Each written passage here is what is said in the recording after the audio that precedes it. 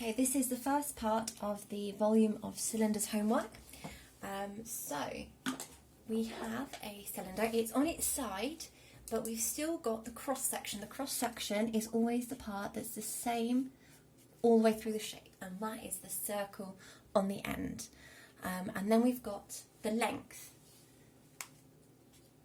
which is here. The important thing to remember is that for any cylinder, for any prism, the volume equals the cross-section surface area, the cross-section area, multiplied by the length or the height. Okay, so first of all we need to find the cross-section area. I'm going to call this the end, just because cross-section area is a bit of a mouthful. So the cross-section is a circle, and circles are found by doing pi times the radius squared. So here we've got 8 is from the top to the bottom of the circle. That's the diameter. We only want the radius. The radius therefore will be 4. So do pi times 4 squared. We don't even really need to calculate that if you've got a calculator in front of you. What we do now is to find the volume. We take this,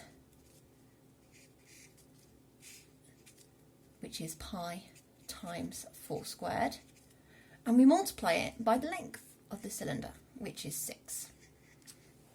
So we do pi times 4 squared times 6.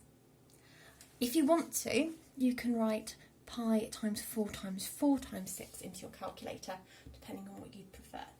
Now, I was not sensible. I did not bring a calculator home from lockdown, and I'm using my phone to film this, so I can't actually find the answer to that. I know, terrible, but MyMaths will tell you if you're correct or not. The second shape in this question is again a cylinder. All of these are cylinders, I don't know why I said that. First of all, identify the cross-section. The cross-section is this circle here, and the length, or in this case height, is here. So the cross-section area,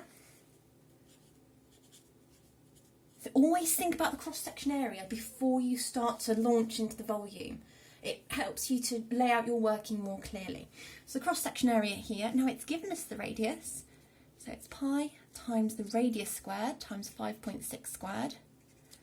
And to find the volume, we're going to take this, which is pi times 5.6 squared, and we're going to multiply it by the height or the length, which in this case is 7. You'd put that into your calculator and you'd have your answer. These questions ask for the answers to 1 decimal place, so be careful with your rounding.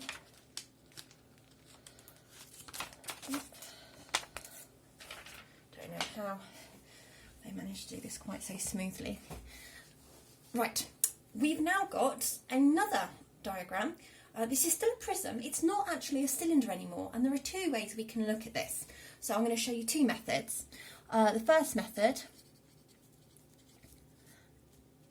is start with the whole cylinder. So imagine the whole circle. The whole circle is 25 centimetres. Sorry, the whole cylinder is 25 centimetres long, and the radius of my circle is 11. Okay, so let's look at the whole circle. That looks like a face. Let's look at the whole circle. The cross-section area of the whole circle would be pi times the radius, which is 11, squared. The volume is then going to be pi times 11 squared times by 25. That would be the volume of the whole cylinder.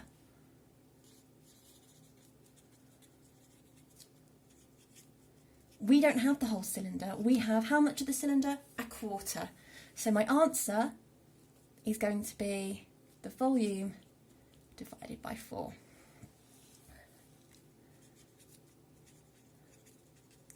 That's the first method of doing this. The other method is to think about the cross-section. What is the cross-section?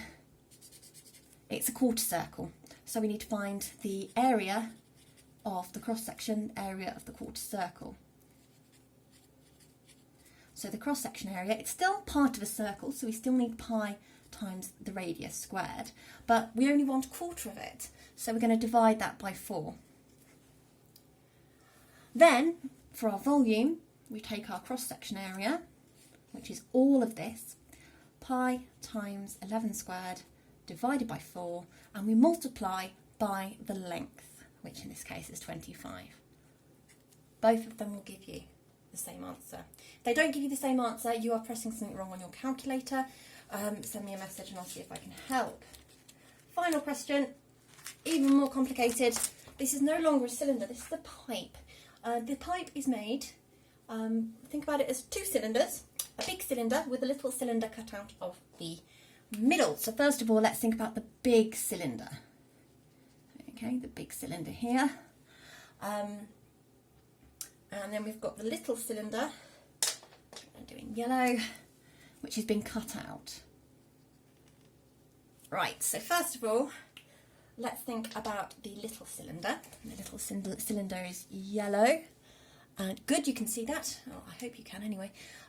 So the yellow cylinder, it tells you that the internal diameter is 4.5, which means that the internal is 4.5. You can't see that. I'm completely lying to myself. Let's turn it into blue. 4.5. There we go. Can't make it blue on there though, I'll make it green. So, first of all, cross-sectional area. Pi times the radius squared. If the diameter is 4.5, the radius is 2.25. So that would be that. And then to find the volume of the small cylinder, we would do all of this. So pi times 2.25 squared times by the length, 24 centimetres.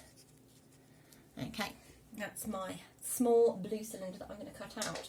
Now I think about my large green cylinder. Of course, they both now look green because I use yellow and blue. That was daft.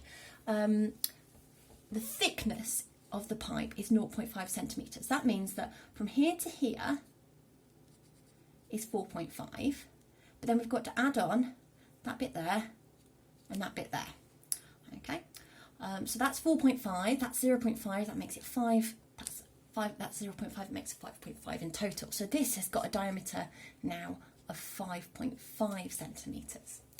So the cross-sectional area for the big cylinder is going to be pi times half of 5.5, which is 2.75 squared. Okay, and you don't have to calculate that yet, but it helps to write it down. Apart from anything else, if you're in an exam, the examiner knows that you are sure what you're talking about. To find the volume of the larger cylinder, we take pi times 2.75 squared and we multiply it by the length, 24. Okay. Now for the pipe, what we need to do is think about the big cylinder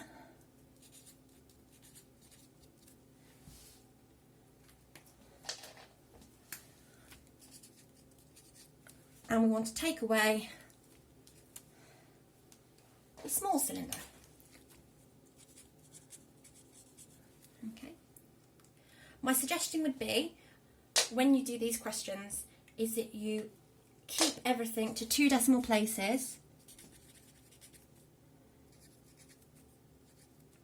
until the end.